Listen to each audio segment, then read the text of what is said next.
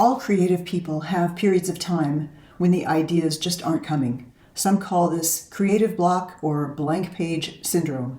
Whether you are a business person, a visual artist, writer, or comic, when your brain is not producing worthwhile ideas, a creative block can seem like a major obstacle to overcome. Happily, there are proven ways to get unstuck. You can get past creative blocks. There's even research to back up the methods. First, let's determine whether the block is a huge, life-altering block or a normal, everyday block. If it feels like an existential crisis, where you are fundamentally questioning the meaning and purpose of your life, then that's a bigger kind of stuck than an everyday block. I've been there too, and getting unstuck from that requires more effort and more inner work. If it's a crisis like this, it may be time to completely change your life and go in a whole new direction.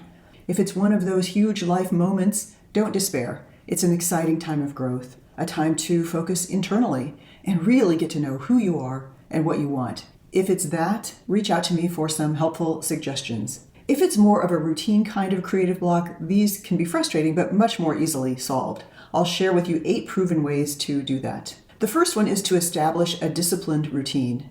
In her wonderful book, The Creative Habit, dancer and choreographer Twyla Tharp explains her rituals of preparation, a daily 5:30 a.m. wake-up, workout, and weight training. She advises it's vital to establish some rituals, automatic but decisive patterns of behavior at the beginning of the creative process when you are most at peril of turning back, chickening out, giving up, or going the wrong way.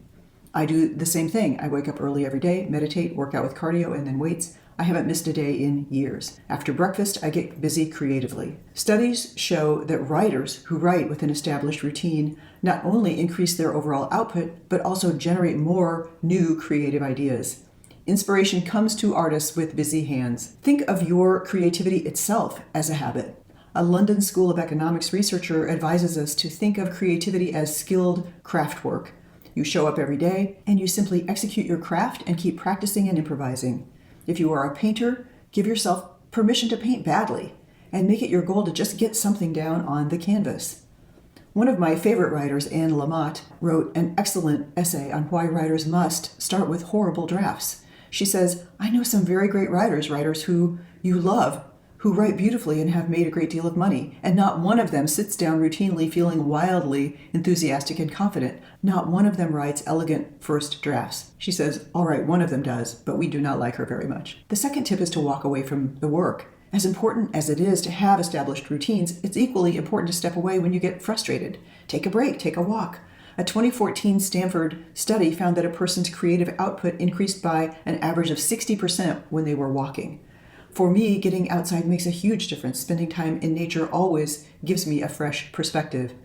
Similarly, as we learned about when we talked about the neuroscience of creativity, sometimes doing a monotonous task helps. I like ironing my cloth napkins or just painting my canvas or other substrate with gesso when I feel frustrated and stuck. Agatha Christie once said, the best time for planning a book is while you're doing the dishes. While your hands are busy doing something monotonous, this allows your mind to roam free. The third tip is to take care of yourself, nourish yourself, take a nap, refresh yourself, make sure that you're staying hydrated, get fresh air and some sunlight. The fourth tip is to find new sensory input. Jonah Lehrer writes in a Guardian piece, several new science papers suggest that getting away, it doesn't even matter where you're going, is an essential habit of effective thinking. Get out of your familiar routine. Find people that don't think, dress, or talk like you. Shop in an unfamiliar store with ingredients you've never seen before. Go to an antiques or vintage shop. See things from a new perspective.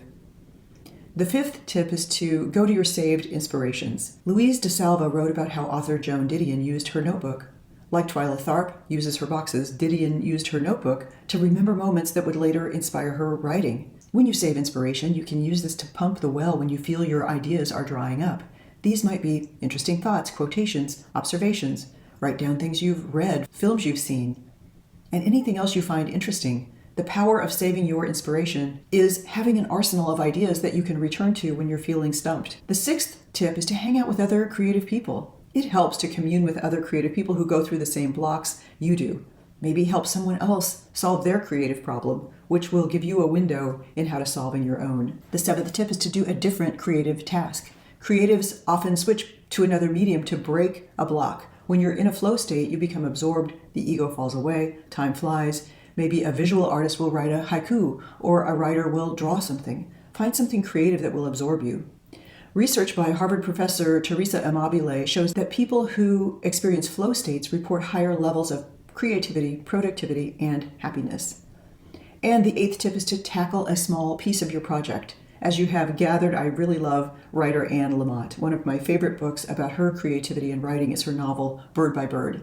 In it, Anne shares a very wise piece of advice. She says, 30 years ago, my older brother, who was 10 years old at the time, was trying to get a report written on birds that he'd had 3 months to write, which was due the next day. We were out at our family cabin, and he was at the kitchen table, close to tears, surrounded by binder paper and pencils, and unopened books about birds, immobilized by the hugeness of the task ahead. Then my father sat down beside him, put his arm around my brother's shoulder, and said, buddy, take it bird by bird. Just take it bird by bird. So struggling through a creative block isn't fun, but it's only temporary. Next time you're feeling stuck, try one of the proven methods on this list to get your creative juices flowing.